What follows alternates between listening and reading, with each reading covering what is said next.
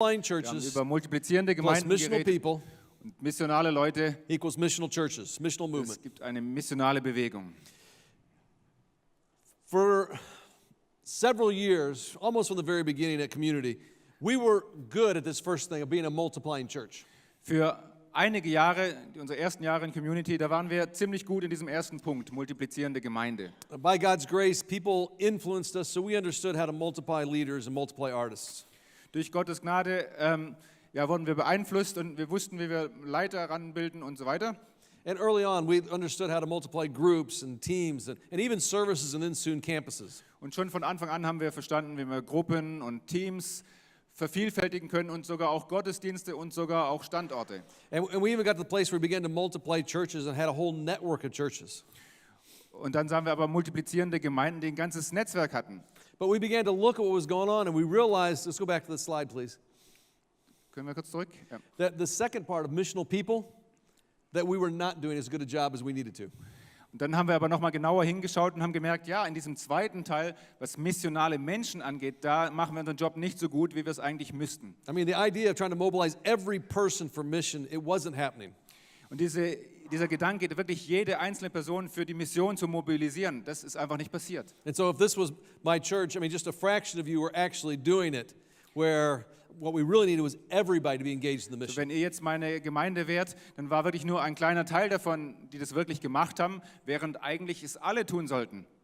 But one of many pivotal points came for me when I heard this next phrase I want to give to you. Dann gab es aber so einen typischen Punkt für mich, einen Wendepunkt, wo ich diesen Satz gehört habe, den ich jetzt euch sagen möchte. 80% of the people will act their way into a new way of thinking and behaving. Okay, und ich versuche es auf Deutsch zu umschreiben.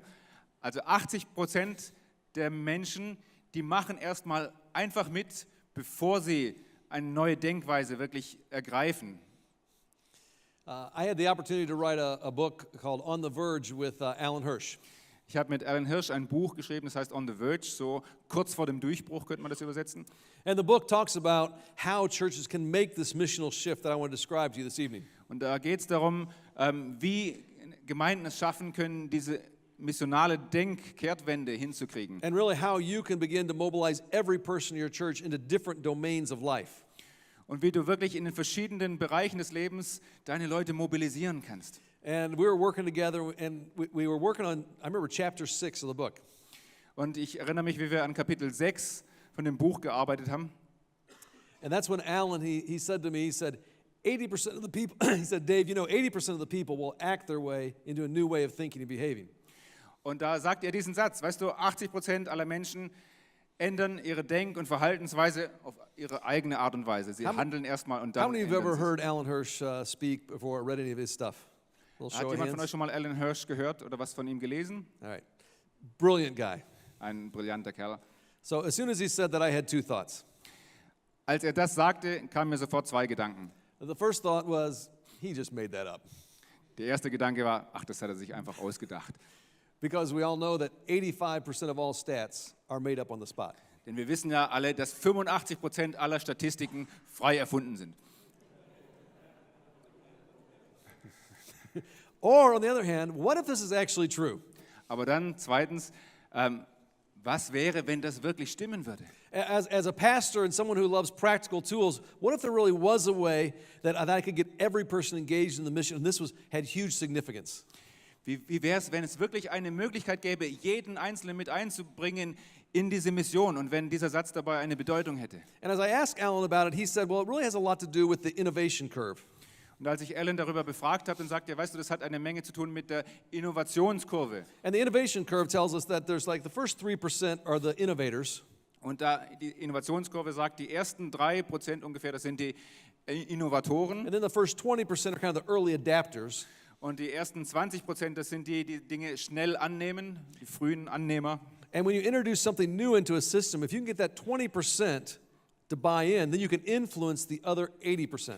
Und wenn du also etwas Neues implantieren möchtest, wenn du die ersten 20% dazu kriegst, mit einzusteigen, dann werden die anderen 80% mitziehen. And I started thinking about other people that I'd talked to and other things that I'd heard. Und dann dachte ich über andere Sachen nach, die ich gehört habe.